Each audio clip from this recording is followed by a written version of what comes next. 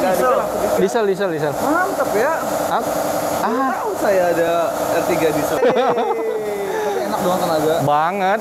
Kecil-kecil dikasih turbo. Oh, udah ada turbonya? Iya. Ini apa? Common rail juga? Apa? Udah common rail? Udah. Keren dong.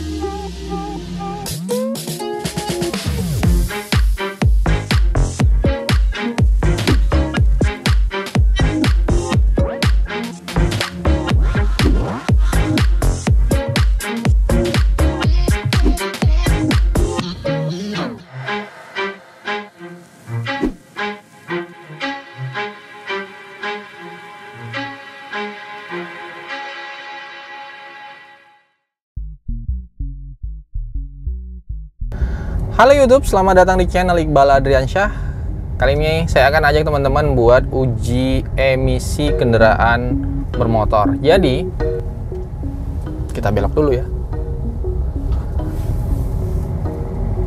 Jadi untuk mendukung program pemerintah ya, untuk menekan emisi karbon di udara ya, menekan angka polusi khususnya di DKI Jakarta.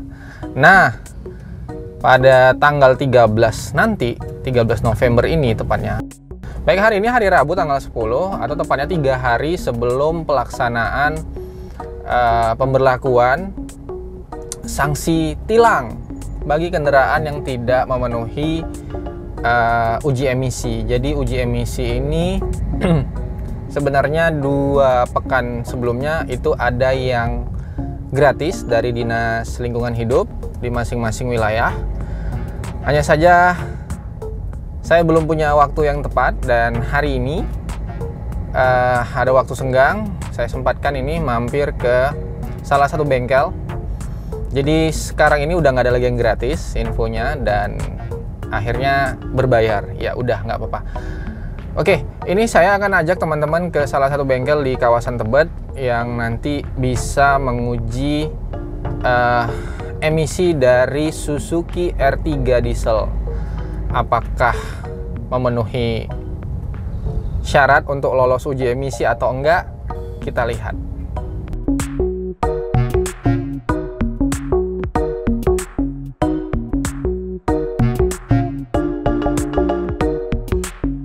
Baik, tahu nggak teman-teman, ternyata beberapa pengguna mobil bermesin diesel ini ada yang tidak lulus uji emisi dan macam-macam story-nya ya. Ada yang karena ya memang kondisi bahan bakarnya yang kurang baik pemilihannya, atau juga banyak hal. Salah satunya faktor bahan bakar. Nah, mobil Suzuki R3 diesel saya menggunakan bahan bakar Dex sejak awal hingga saat ini. Mudah-mudahan, saya sih optimis ya, mobil ini lulus tanpa harus mengulang. Karena boleh ternyata kita mengulang ketika di tes pertama itu kita tidak lulus, kita boleh kembali mengulang. Setelah saya baca-baca beberapa artikel itu, uji emisi ini dilakukan pada saat suhu mesin dalam kondisi optimal, artinya suhu idealnya ya, suhu idealnya. Kemudian dia akan digeber atau dipaksa ya dipaksa untuk dalam kondisi idle digas di kecepatan di putaran mesin 3000 rpm. Katanya seperti itu, tapi pada kenyataannya banyak yang sampai red line bahkan. Mungkin ya petugas ingin lebih mendapat data aktual. Oke. Apa aja sih yang menjadi parameter dari uji emisi ini? Ada 5 teman-teman. Pertama, karbon monoksida, karbon dioksida, oksigen, nitrogen, senyawa nitrogen. Kemudian satu lagi, aduh saya lupa, nanti saya cari. Ada 5. Dan untuk mobil diesel, mobil bermesin diesel di bawah kapasitas mesin ya, Untuk mobil diesel yang saya gunakan ini, ambang batas yang diberlakukan adalah 40, minimal 40 persentase HSU-nya. Jadi ya mudah-mudahan kita bisa di bawah itu ya. Nah, faktor-faktor apa saja yang menyebabkan tidak lulus uji emisi? Yang pertama itu tadi. Yang pertama adalah penggunaan bahan bakar. Kedua, kondisi oli yang sudah tidak lagi optimal. Dan yang ketiga berikutnya adalah filter atau penyaringan udara yang kotor. Jadi pastiin komponen-komponen ini dibersihkan terlebih dahulu ya teman-teman, agar nanti pembakaran yang dilakukan oleh mesin di ruang bakar itu menjadi sempurna dan tidak menimbulkan deposit-deposit dalam bentuk gas yang berbahaya. Nah, meskipun di beberapa mobil diesel itu telah dilengkapi yang namanya catalytic converter agar racun-racun yang berbahaya itu ketangkap di sana, tapi ya yang namanya efisiensi pasti saja ada gas yang terlepas ke udara, gas-gas beracun.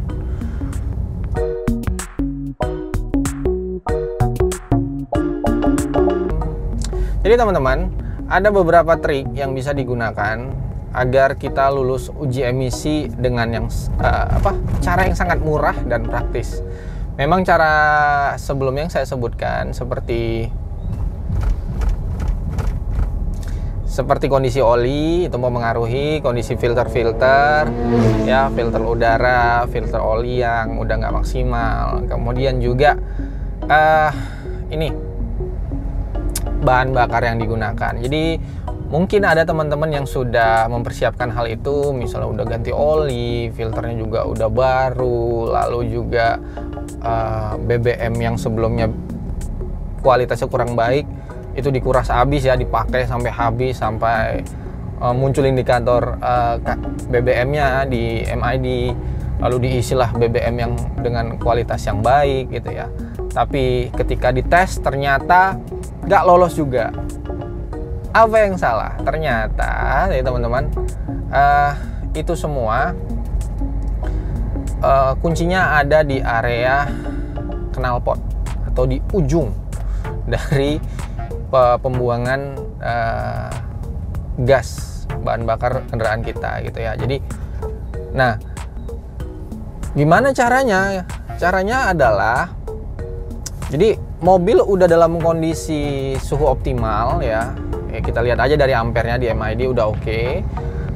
Lalu kita lakukan pembuangan gas deposit yang ada di area knalpot dengan menggebernya di angka 3000 rpm. Jadi kita duluan yang bersihin, jangan sampai petugas alat uji yang menemukan deposit itu keluar ketika digas dalam posisi idle. Maka nah ini yang penting teman-teman buat ketahui agar tidak kecewa nantinya waktu dites ternyata mobilnya kok nggak lulus emisi, nggak lulus uji, padahal udah persiapan segala macam. Nah, saya akan lakukan itu nanti sebelum petugas uji emisi melakukan pengetesan ya, pengujian. Jadi seperti itu. Oke, ini saya cuci mobil dulu ya teman-teman. Mobilnya kotor sekali.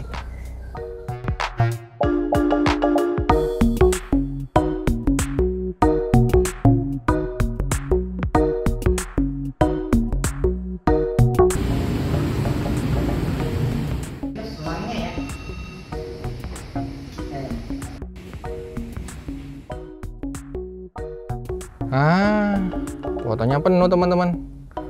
Yuk kita cari di tempat yang lain. Oke, kita akan jalan ke Kalimalang. Check it out.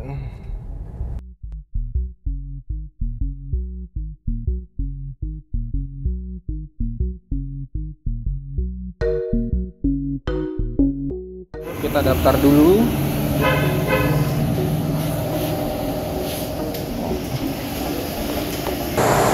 Oke, bookingnya udah beres. Sekarang kita mau lihat-lihat bengkel yang ada di sini.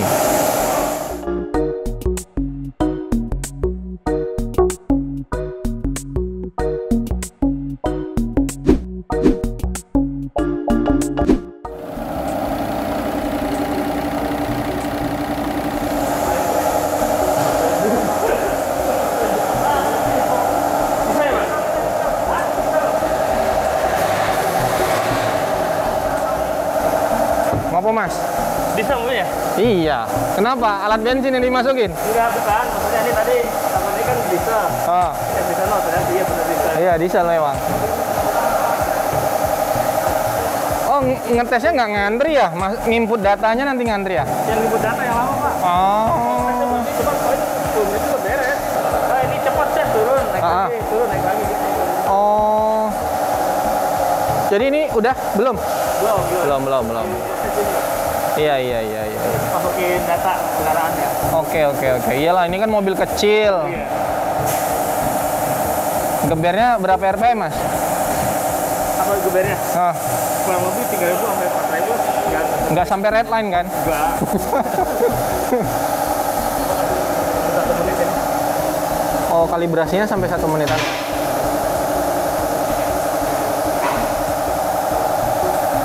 Itu biasanya yang nggak lulus, apa sih yang paling banyak jatnya yang ketangkep? CO-nya gitu. CO-nya kebanyakan? Cuma ini kan ada karburetor injeksi. Ah.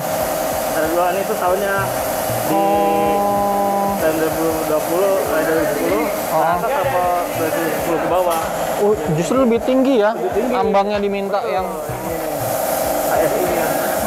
Yang biasa yang nggak lolos itu nih kayak yang model nggak lulus tuh CO-nya sama HC-nya nih. pada tinggi. Iya, lihat dari sini. Paling mobilnya standar. Standar. Biasanya sih kalau dari bahan bakar, Pak.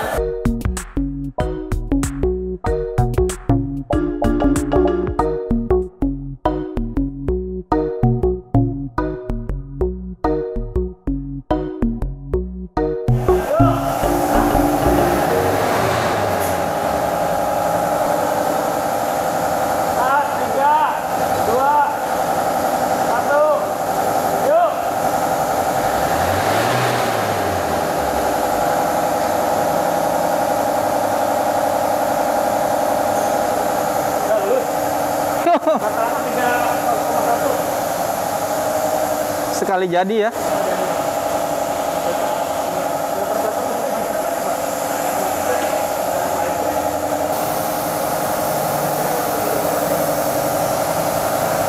Alhamdulillah.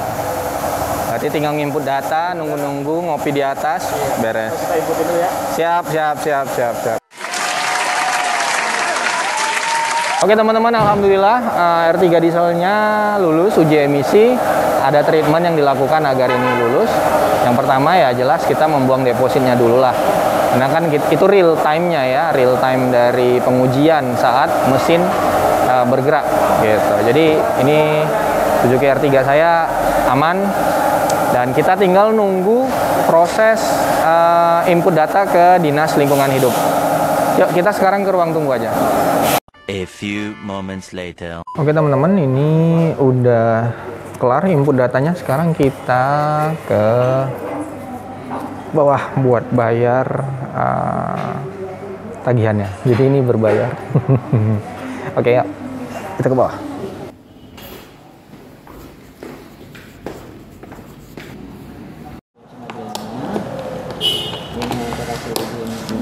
Berlaku 1 tahun ke depan lulus ya Pak. Oke. Biaya 165.000 ya Pak. Ini langsung ke kasir aja ya. Iya Pak. Ya. Buat Oh ini dibawa aja. Ini nanti datanya udah ke input ya? udah. Oke.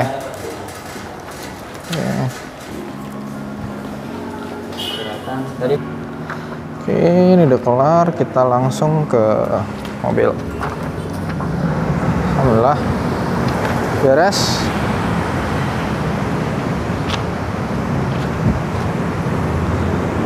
Si mungil.